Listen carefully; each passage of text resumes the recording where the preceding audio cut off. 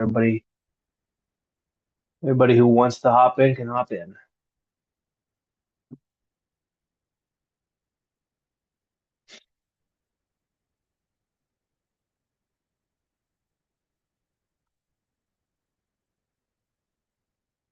Perfect. All right. Hello, everybody. Thank you for joining us today. I'm excited to present our webinar, Simplified Professional Licensing for Architecture, Engineering, and Construction Firms. So many firms across the United States share a fundamental challenge, meeting all the regulatory requirements they face. Maybe your firm is struggling to maintain and renew licenses, manage qualifying engineers, or hire and operate in other states. Perhaps you feel like you're consistently reacting instead of leading your firm through these events. That pressure only intensifies when the new business opportunities arise, since firms need to be in good standing to bid on new jobs. You're not alone, and we're here to share our expertise in maintaining multi-state compliance. Before we begin, two quick housekeeping items.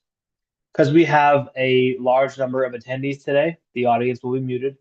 The presentation is eligible for continuing education credit through Earmark. I'll explain how to claim your CE credit at the end of the session. Moving on here. So my name is Jordan Sinopoli, and I am an account executive here at Harbor Compliance. My experience spans corporate and AEC industry-specific licensing. On your screen, you'll see my contact information. I encourage you to take this information down. And if you think of a question after the call, whether it's today, tomorrow, or in the future, please email me and I will work to get your response. I will also show this slide at the end of our webinar today. So moving on to slide 3, just a little bit about Harbor Compliance. We're experts in architectural, engineering, and contractor licensing. Since 2012, we've helped over 40,000 clients navigate regulatory requirements. Within the AEC industry specific, we've helped over 8,700 firms apply for, secure, and maintain licensing, entity registration, and tax compliance. We have a lot to cover, so let's dive in. Today, we'll talk about the following: the benefits of compliance and how it supports your firm's strategy, what to expect when licensing an AEC firm. And if anyone's not aware of when I say AEC, it's just what it sounds like, the architectural engineer construction firms. Next will be key issues that arise when expanding into new jurisdictions, a comprehensive management solution that helps firms comply with regulations and mitigate risk. Lastly, how a proactive approach positions firms to compete more efficiently. And then it looks like we'll have maybe some question and answers here at the end if we have some time. So starting off with slide number 5, enjoy the benefits of comprehensive compliance. We all know that licensing is required by law. That's obvious. But have you considered the ways in which a well-run licensing and business compliance function can be an asset for your firm? Being able to secure new licenses quickly enables you to capture growth opportunities in other jurisdictions or disciplines. It ensures the firm can pursue new business, meet their timelines, and gain an edge over competitors that haven't been as proactive. A comprehensive compliance program may include the following below: provides confidence and peace of mind that your organization is fully compliant. Maintaining your licenses without any lapses or gaps reduces legal, financial, and operational risk, safeguards your firm's reputation, and staying in good standing upholds professional standards of architect, engineer, and contractors. It gives visibility and clarity to the status of each registration and license for your organization. It saves your business time and money by enabling efficient operations and communication. And it ensures continuity throughout business changes and staff turnover. A proactive approach means firms can take advantage of these benefits. We'll talk today about how to create a program that enables you to achieve these such goals. So moving on, there are five licensing challenges. This is four. Uh, but so there are four licensing challenges AEC firms face, which we'll cover in depth in the coming slides. Begin with navigating the complex requirements to secure professional licenses for both the individual professional and the firm. We'll discuss the importance of managing qualifiers, otherwise known as qualified engineers or responsible parties, and their continuing education requirements. Then we'll discuss how licensing becomes more complex as you expand into more states. There are considerations around the business entity name, structure, and ownership, which are closely intertwined with licensing requirements, particularly the qualifying engineer in the new state. We'll discuss the requirements for licensing renewals, including the need to maintain good standing and how to stay abreast of regulatory changes. Challenge number one, securing new licenses. This is a high level view of the first challenge we'll cover, which is managing the process of applying for professional licensure for the first time in a new industry. There are, in fact, over 800 state and local licensing requirements across the US. Firms need assist in the research and fully understand the varying requirements for each license type in each state and local jurisdiction. Each may have business and licensing regulations with certain prerequisites involving firm licenses, individual qualifier licenses, and entity registration. It's important to understand the order in which license applications and supporting documents must be submitted. This is the perfect time to mention our brand new Compliance Navigator AI tool. You'll get a chance to test out today. I don't want to go too far ahead of myself, but I want to but it completely reinvents the old school process of manual state by state regulatory research. More on that later. And I know there may be some, pushback about another AI tool. But trust me, once, everybody gets a chance to use this, you'll see the difference. And I'll kind of explain, what the real difference is, compared to ChatGPT, or Google Gemini or others. There was a there was a an extra little thing there. Um, so once you determine what specific requirements apply to your business, you've got to gather all the information and documentation used in com completing the application filing. This includes keeping up with continuing education, surety bonds, and insurance requirements and financial statements. As you can see to the right, the list of potential requirements is long and varies. Licensing authorities commonly require proof of Secretary of State and even Department of Revenue good standing during the initial and renewal application processes. Many licensing jurisdictions stipulate that the business maintains internal records and follows certain governance of ownership requirements. These may or may not need to be reported on a license application, but most licensing agencies have the authority to enforce and penalize governance violations. Firms need to fully understand the order of entities structure, naming, and ownership requirements before attempting to register or pursue a license. Why? Because the order of operations between state agencies varies. In some states, like New York, an engineering firm actually has to begin the process of licensure with the state education department before it registers the entity with the Department of State. But in others, like South Carolina, the entity registration happens before the firm applies for its license.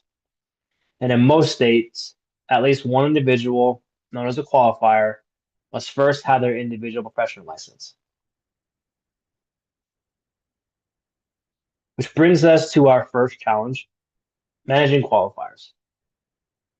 As you probably know, a qualifier is a licensed individual designated on your firm's license as being responsible in charge of the firm's work in the state.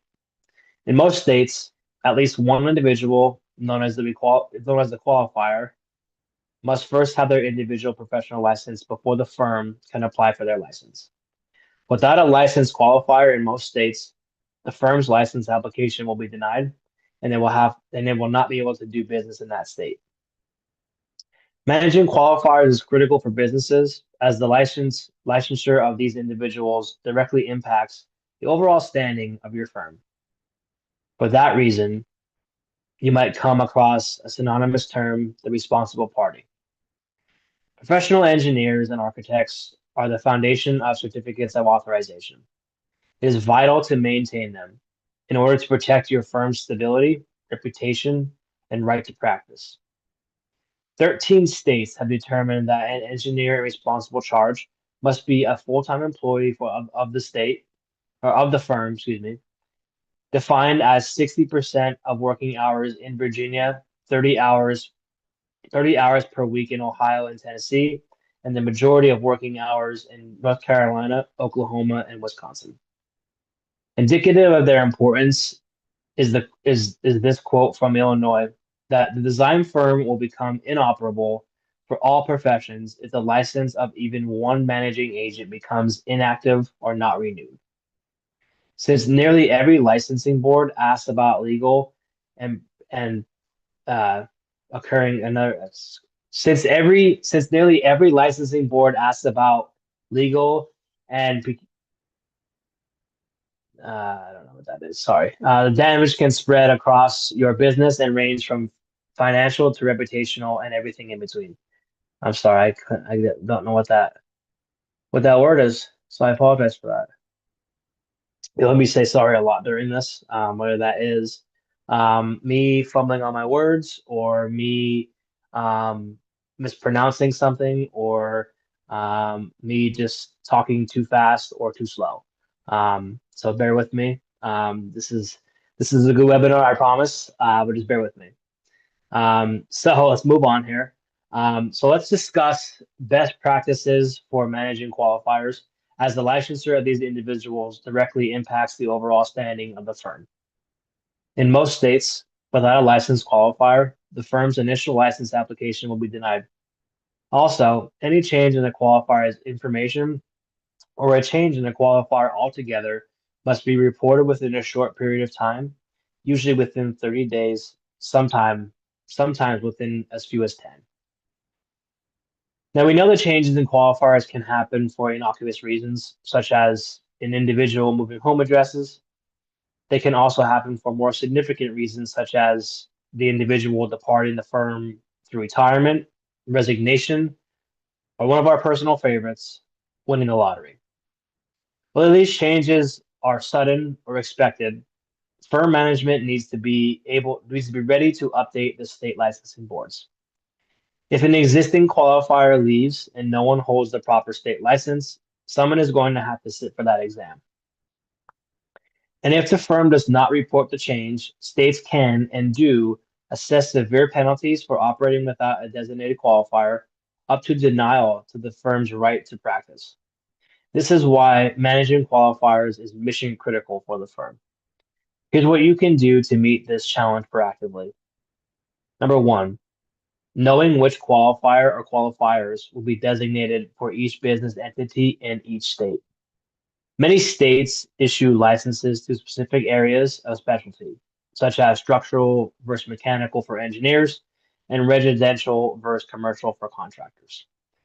Firms that practice in multiple areas across states need to know the license for each. When attempting to register in a new state, this means any qualifier generally must be licensed in advance. Firms must be proactive. No one wants to miss a key opportunity because a qualifier was not licensed in time. Number two, ask your team. Do you know who your firm's qualifiers are currently? Which states and entities are they acting in that capacity? If that person leaves the firm tomorrow, who could fill the role within just a few weeks or even days? Answering those questions will identify any gaps you need to address. Lapsed licenses may incur penalties to reinstate, but it's better to tackle these types of issues head on. Number three, once your licenses are in order, work to identify individuals who could step up as a replacement qualifier. Firms should work toward having a contingency plan, especially in those very, very key jurisdictions. Number four, and you must consider the state's processing time. I cannot stress this enough. Um, I'm going a little bit off script here, but what I want to say is that it's difficult for any outside firm, as well as your firm inside, to actually contact the state, fill out the application, submit that application, and get everything moving and get everything up to speed as fast as they can in such a short time. So when it comes to, applying for things like licensing and applying for, changing that qualifier, please, and I urge you, please do not wait till the last minute. It makes everybody's job a little bit more stressful. And obviously here, and I'm sure like many other firms, would like to mitigate stress, and that's the reason why you're here watching this webinar. So sorry, I'll get back to it. Um, so you'll recall that licensure involves multiple agencies. Many licensing boards have only a handful of staff or meet on an irregular basis, such as monthly. Expediting an application simply may not be possible regardless of who handles their submission. The state of New York, for example, can take upwards of 4 months to approve the formation of a design professional corporation. And that's assuming everything was submitted in exact accordance with the state's rigorous standards. As a result, management must take a significantly longer term view with respect to licensing. Compliance become integral. Compliance becomes integral to the firm's ability to pursue out-of-state opportunities, as well as to maintain the right practice on an ongoing basis. It is simply not possible to react and attempt to pursue licensure in response to an opportunity. Most times, the opportunity will have passed. Finally, number five, finally, much like managing firm licenses, firms need to invest in a way to manage qualifiers and track their continuing education certifications. An ideal solution includes a software to track qualifier information across states, giving management immediate visibility into who is licensed where and producing an actionable task whenever a departure occurs or is imminent. On to challenge number two. Another challenge is when firms want to expand into other states and business in each state via foreign qualification. Today, many businesses are seeing the need to foreign qualify in one or more states. A highly relevant example that becomes more prevalent during the pandemic is needing to foreign qualify due to a remote work arrangement where an existing employee is now working from home outside the company's domicile or physical office. There are plenty of other reasons why a business would need to expand, whether it's planning to submit proposals, opening a branch office, or simply having regular commercial activity or a physical presence of some kind. If you want to look up specific transactions in any state, I encourage you to use the link on your screen to check for foreign qualification, to check our foreign qualification ultimate guide. To foreign qualify in new states, the business is faced with the prospect of ensuring its name is available for use, identifying a reliable registered agent in that state, and filing the appropriate forms with all the appropriate state agencies, Secretary of State, Department of Revenue, and licensing boards, all before beginning to transact business. There are variations to each state's requirements to register for foreign qualification. So it's important to research each state's requirements and understand the process that the order of operation between state agencies when registering the business in another state. Overall, most states require the qualifier to have their individual license first and prove that the firm is in good standing in its current domicile. It must identify a reliable registered agent in the state and file the appropriate forms, all before beginning to transact business. To submit the certificate of authority application, proof of good standing by the firm in their current domestic state is often required. and the COA approval is usually required for the licensing application to be reviewed and approved. Excuse me. Preparing a licensing application involves confirming availability and clearance of the legal name. For example, for ABC Engineering, it may require a letter from the licensing board showing that the word engineering can be used in the name. There are multiple agencies involved in the foreign qualification application and licensing processes. Typically, the licensing agency, such as the Board of Engineers or Architecture, will provide more specific information for firms than the Secretary of State will, especially regarding ownership structure and naming requirements. Multiple calls to each agency to verify information may be required, and this can create some logistical difficulty between identifying the need to register and the time it takes the state to approve the application. If you're not careful, there can be penalties for late registration, as well as potential delays in starting business transactions in the new state. You can see why dedicated research and preparation are needed before entering any state. Failure to do so will result in rejected licenses and business entity registrations, cost amendment fees, and delays in the ability to start working within a state. Now, imagine going through this process across several states, and you can see how now imagine going through this process across several states, and you can see how intricate multi-state registrations can be. Businesses should examine their current and planned activities out of state and assess whether foreign qualification and additional registrations apply, and work to secure them. I apologize for that. I'm trying to move faster than my mouth is talking, so I kind of fumble on my words, and I warned everybody. So just want to let you know that that happened there. Um, so let's dive into the business naming and structure in more detail. When registering your foreign qualification, the business must ensure its name is available for use or a variation of it. You're probably familiar with the certain professional entity types, which allow a given company to practice in a regulated profession. Examples include a professional corporation, professional association, or a PLLC. Professional entities are registered in the name at the state level, and the requirements also differ from state to state. For example, take a South Carolina engineering firm. In South Carolina, there is no professional limited liability company. Thus, the engineering firm is organized as a traditional LLC. However, if that firm wishes to operate and obtain licensure in North Carolina, a traditional LLC won't be approved by the Secretary of State or the licensing board, because in North Carolina, they require the professional limited liability company, or the abbreviation PLLC, must be included in the name. This leaves the firm with two entities across two states to maintain, operating under two names too. In addition, many states have distinct entity name requirements for AE firms. In most states, only companies that are authorized to practice architecture or engineering are able to use those words and related terms in their legal names.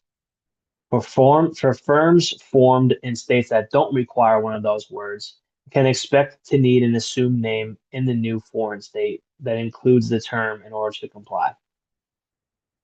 And the forced assumed name must be used in state on everything from tax accounts, firm licenses, and even contracts and invoices. For example, in Idaho and Alabama, the firm must have an engineer on staff and in good standing before they can use the word engineer in their name. And in a different twist on this requirement, we have a client who wasn't an engineering firm but wanted to use engineering in their name, and it was denied. Another naming challenge for the business may come into play during a rebranding initiative too. The same process of checking availability applies before the name can be recorded and used. And if the business registers in multiple states, this is a state-by-state exercise.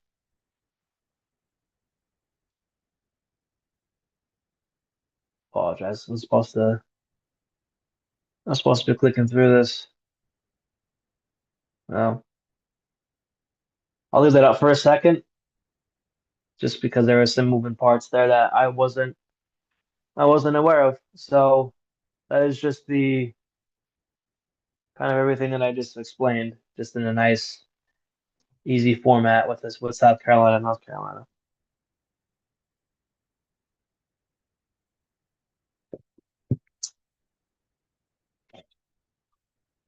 Okay, now I know this one has there. I'm gonna put that up now so I don't forget. Then there are the ownership requirements. States want the principals of AEC firms operating in their states to be licensed, hence qualified to run the practice. This is basic consumer protection, but in states they have varying ownership thresholds. Take again a South Carolina engineering firm.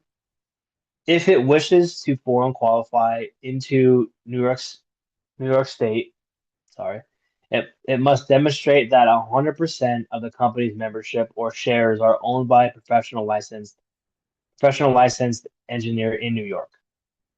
For many firms, that is just not possible. Either select individuals aren't specifically licensed in New York, or they're not engineers at all because their home state doesn't mandate it. The only other option then for our South Carolina firm is to consider an entity called Design Professional Corporation. For that entity, New York State sets the bar at 75.01% of owners needing to be licensed, along with a host of other considerations. Firms might quickly discover they need several entities, each with different ownership structures, to comply to comply in, in each state where they operate. How to name and structure the ownership of a new entity will take time and sometimes major consideration by management, and is essential to understand the process in getting the firm properly registered. While these requirements and hurdles have always existed, many AEC firms are facing broader exposure in the rush to bid on new projects from the recent infrastructure bill and rebounding construction markets. It's imperative to be ready to clear regulatory hurdles in each state in order to win. As a result, management must take significantly longer term view with respect to licensing. I also want to point out that firms should consult with legal, tax, and account professionals. These parties are there to advise the business on their specific requirements, as well as any tax or legal liability.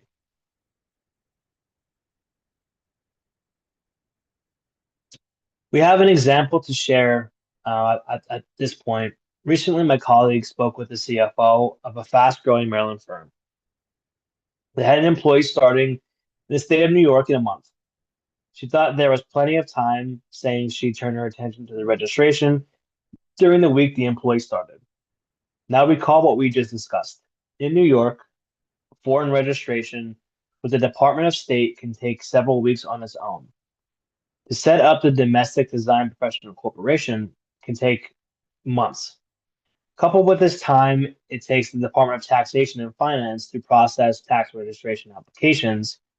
You can conservatively add 3 weeks to another month. That means the best time to get started without incurring additional expedite fees would be a minimum of 16 weeks before the employee's start date, if not several months. Any additional delay jeopardizes the firm's ability to onboard and pay that employee. Firms everywhere are running into the same issue. Setting up in each state, from determining whether or not the entity has nexus and even needs to register, to the process of filing and securing various registrations and accounts across agencies takes time. With out-of-state registration, it's not practical to wait until you have an employee ready to start, and it's not efficient to repeat the scramble in each new state. Management and especially HR and legal teams need to be in lockstep, reviewing the hiring pipeline and ensuring registrations are in order as soon as it becomes feasible. As a result, just like the process of registering the entity, it's important to examine your firm's unique tax requirements upfront. Understand the order of operations and work proactively to secure the necessary accounts. Remember, because state requirements and your firm's specific nexus change, it's important to repeat this on a regular basis.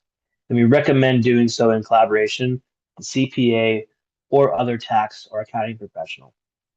By doing this, the firm monitors where state requirements potentially apply and can be ready to register whenever it becomes necessary.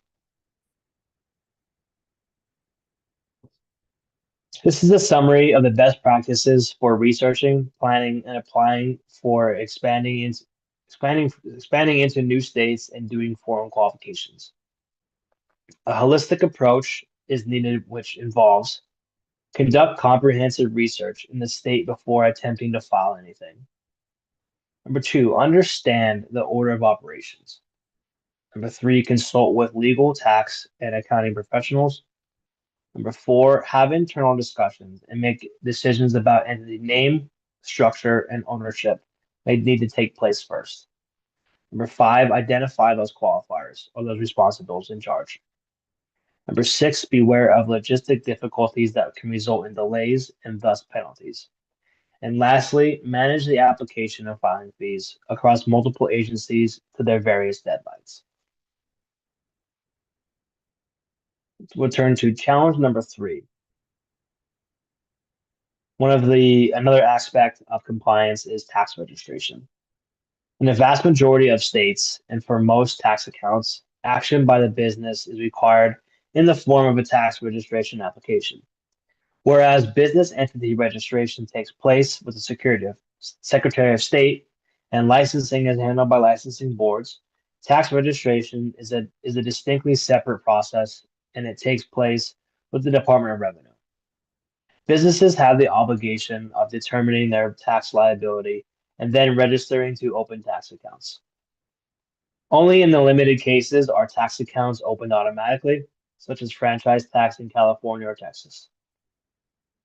To the right, you'll see a list of new common tax types a business may need to register within a state. There may be multiple agencies who are involved in tax registrations, each with its own process and applications. And applications firms need to plan ahead for a lengthy processing time, maybe 3 to 6 weeks, 3 to 6 months or longer. And once registered, these accounts are then required to file returns and pay taxes. We have a lot to cover in today's presentation, so we'll avoid a deep examination of our specific registration application. However, for those of you who aren't familiar with the tax registration process, just know that these applications require highly detailed information on the company, its ownership, and planned taxable activity. And all that entity registration maintenance is just an appetizer. That all has to be done before even getting started on the license. Once licensed in the given jurisdiction, the firm will have license ID numbers, registration dates, and renewal deadlines, and continuously changing requirements to navigate.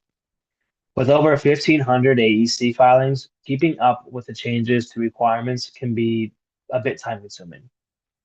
As your firm grows and becomes licensed in multiple jurisdictions or specialties, the complexity increases.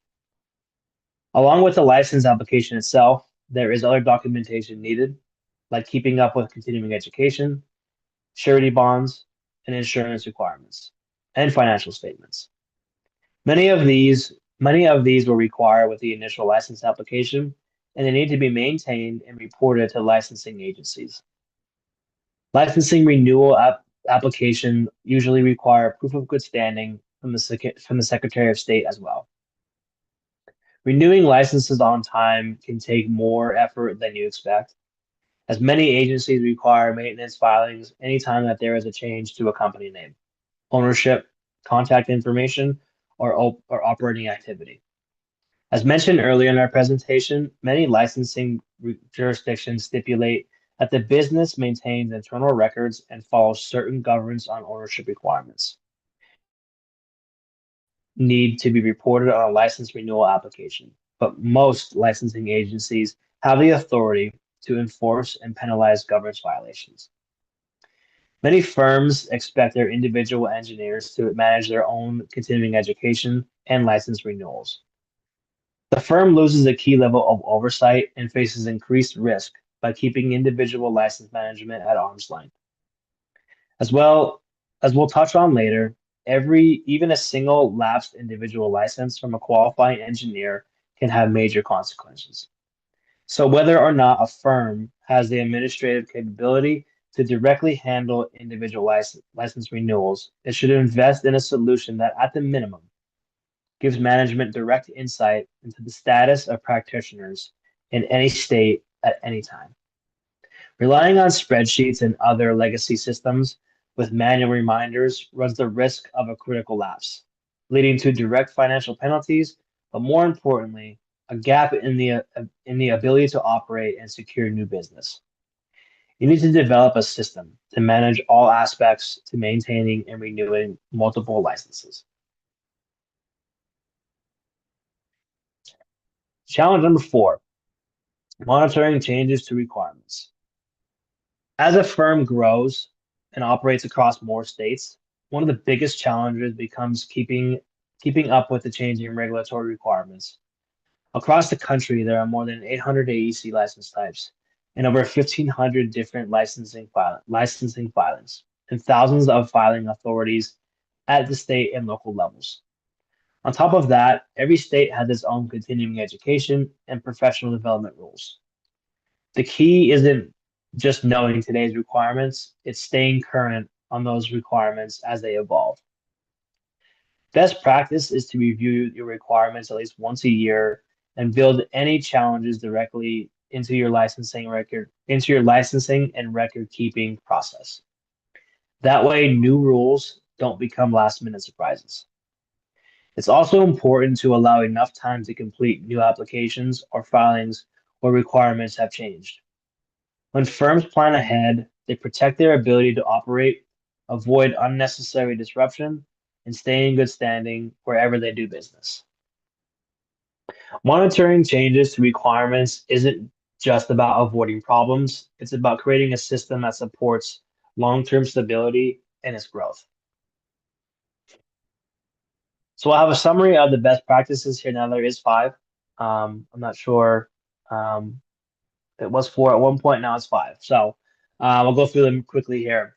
Number 1, securing new licenses. Review Secretary of State requirements alongside State Licensing Board requirements before beginning any filings.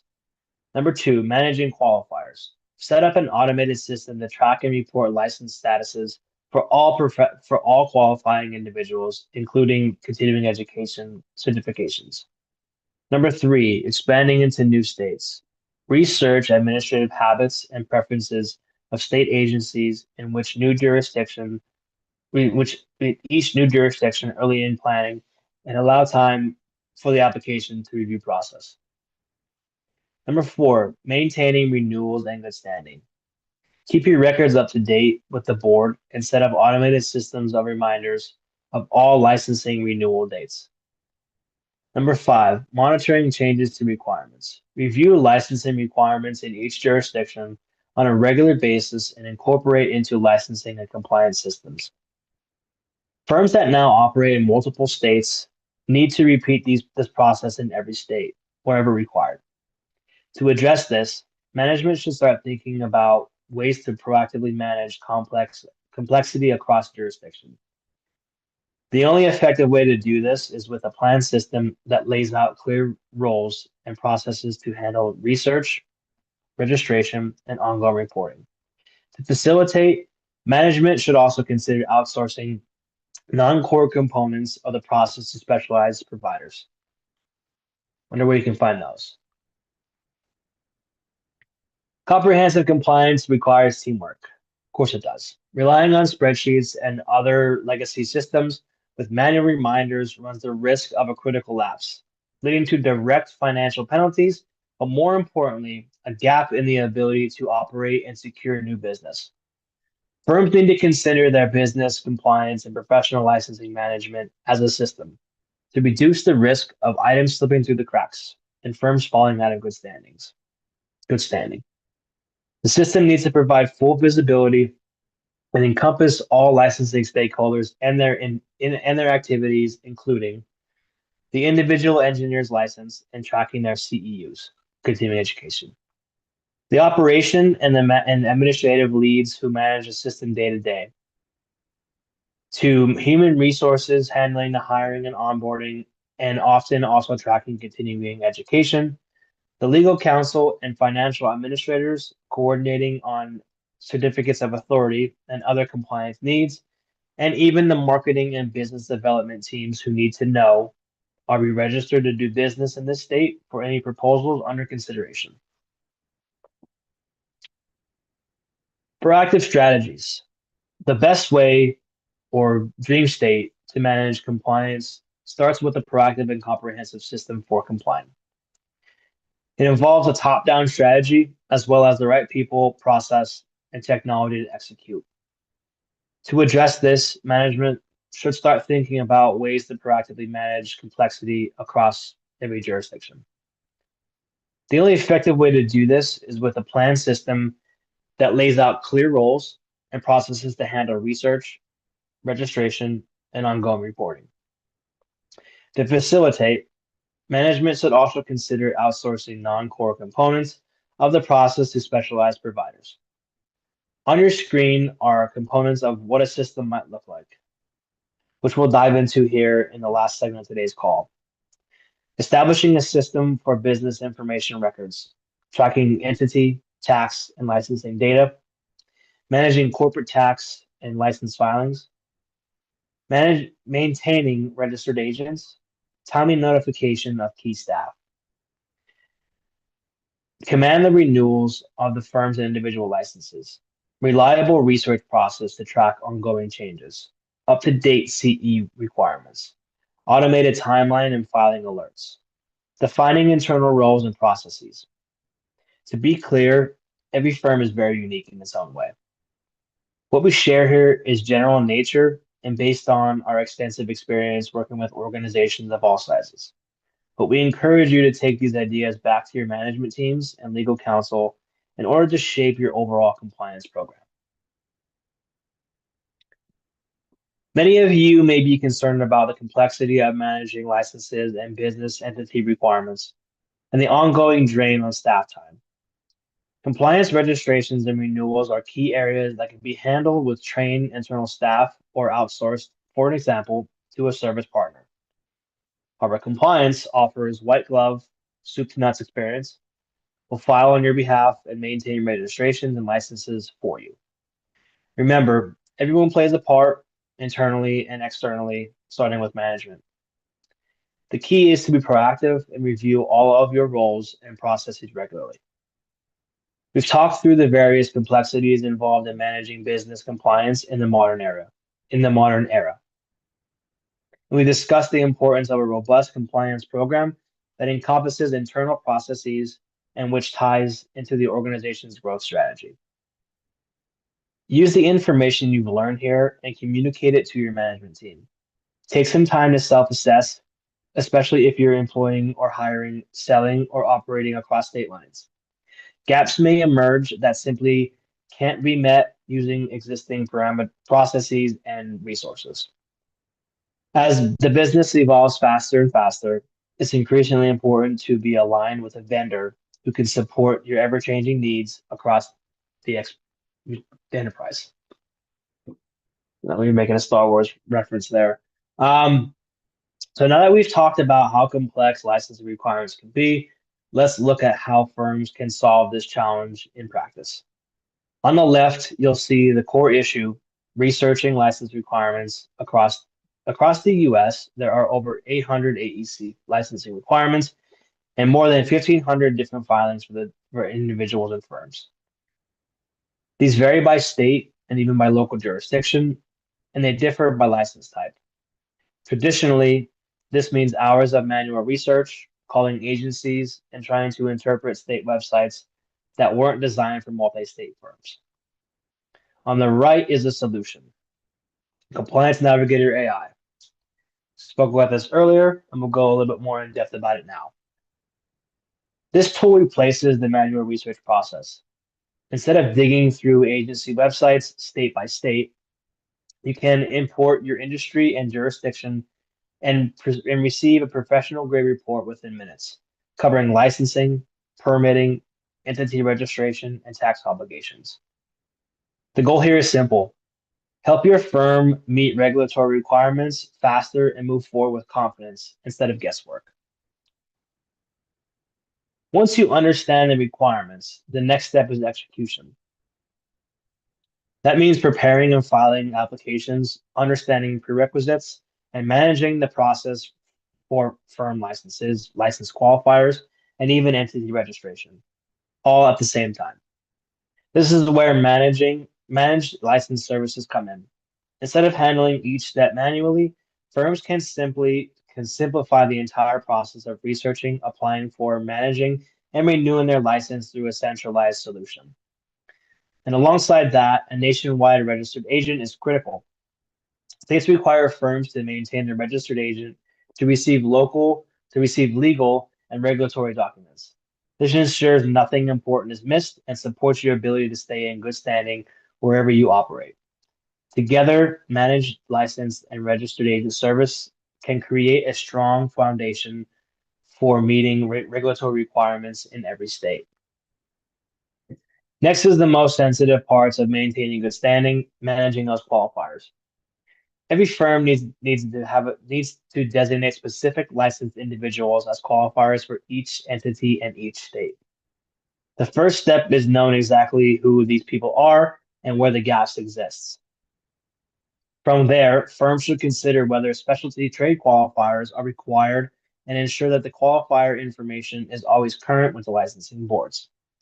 Many states require changes to reported, as we said before, as little as 10 days and up to 30 days. It's important to plan for the unexpected. That means creating contingency plans and identifying replacement qualifiers ahead of time.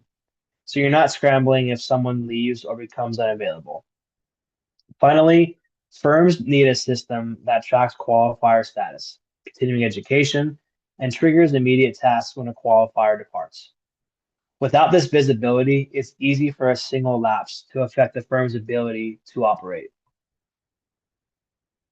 When firms expand into new states, the number of regulatory requirements increases quickly. There are five major components to this challenge. First, business expansion itself adds administrative complexity across multiple agencies.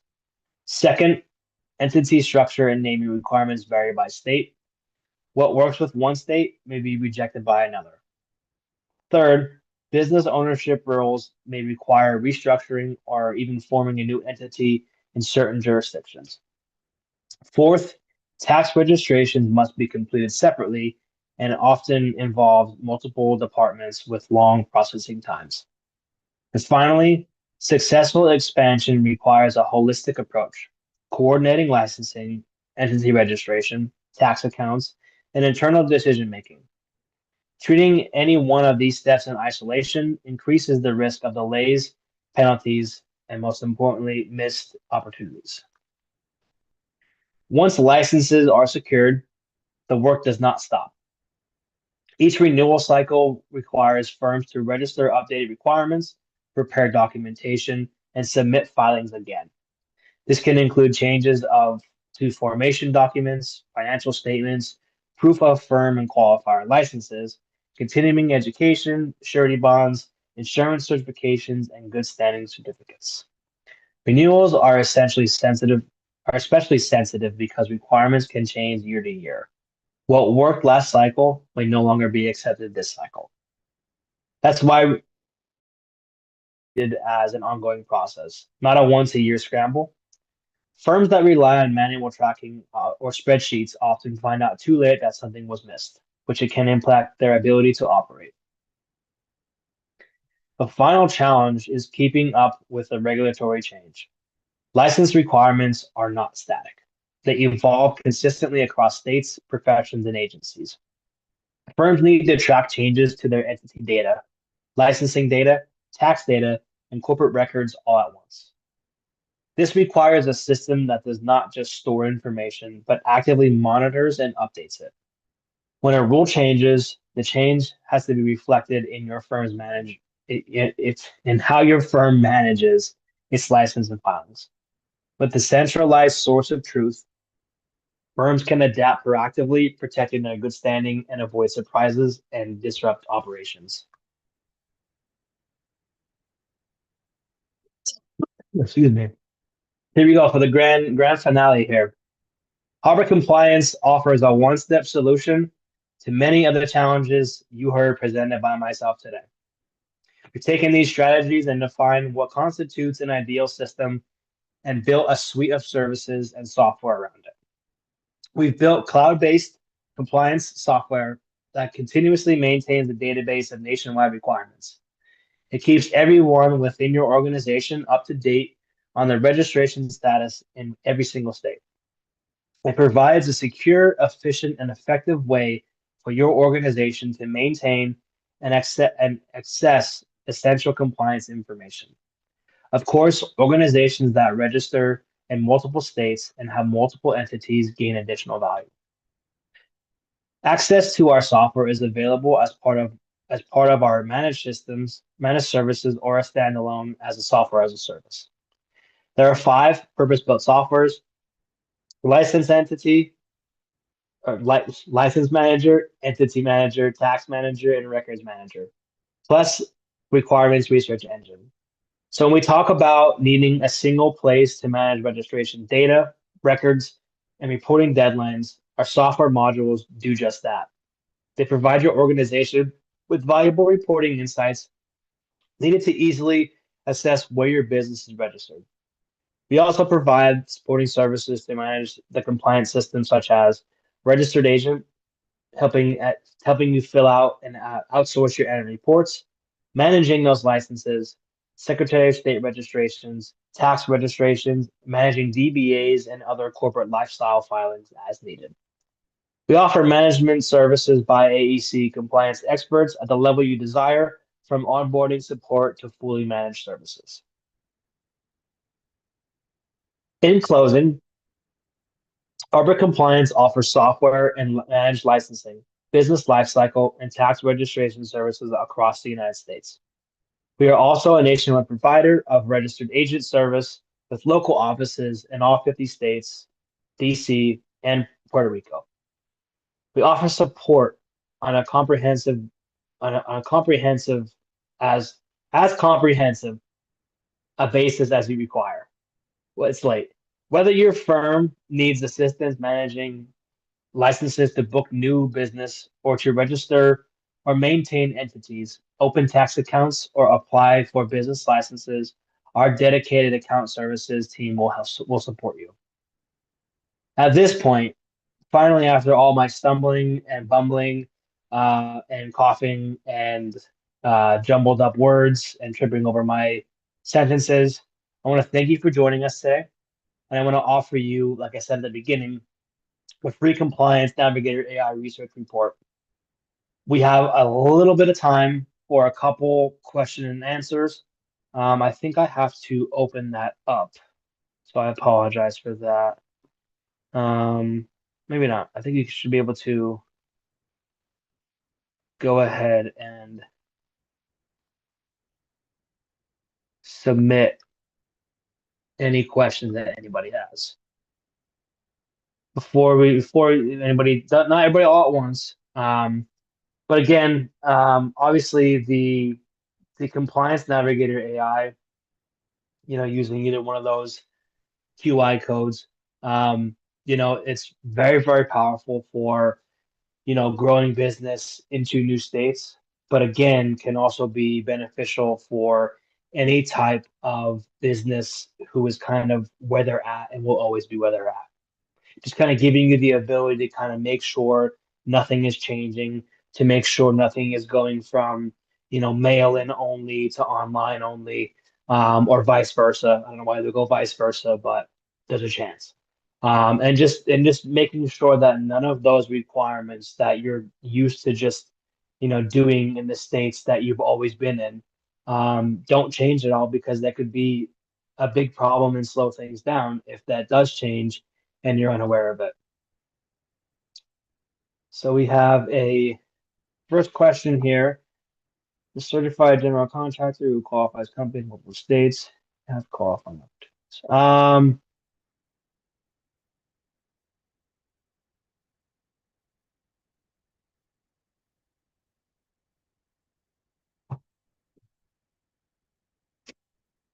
I'm not sure. I know what you mean, Gregory. If you want, you can send me an email. I don't know if you contact me. Okay, let me go back to let me go back to where the page where my information is. Email me on that.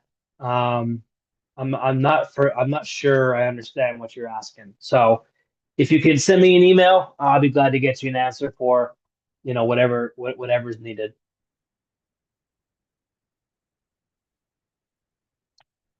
Any other questions? We got a few more minutes here. I'll probably stay on till 2 o'clock Eastern. Um, but if there's no answer, if there's no questions here to ask, we can go ahead and end it whenever need be. But again, I appreciate everybody's time, and I do this after every webinar. Um, and honestly, I do this because, um, finding help and a direct meeting with somebody, is sometimes difficult. So obviously, what we do at Harbor Compliance is, we have the ability to contact us, contact sales, and we have a great team of account executives, including myself, that are, this is what we do. This is what we're trying to make this easier, for everybody involved here. So if you do have questions, if you do want to meet with one of us, if you do want to have, if you talk about our services or where you're at, or just seeing, what's reasonable for you, please do not hesitate to, hit that contact page within our website. Get in a meeting with one of us, and really kind of hone in on, what type of problems you're having, what type of solutions we have, or if you're just looking for, hey, I'm just looking to see if it's a possibility as we grow, or we're not growing and we're gonna see, where we're at and where we can go if or what we have, so we can help out managing your current as well. So, I don't want to take up too much more of anybody's time. I know we were kind of up against this hour-long meeting, so I'm going to go ahead and end it. If you do have any questions, please feel free. Again, my information is on the screen now. I appreciate everybody's time, and the ability to put up with my speech problems sometimes. I appreciate that. So, um, thank you very much again. Enjoy the rest of your day, and please contact us if you have any questions or would like to learn more about our services. Thank you.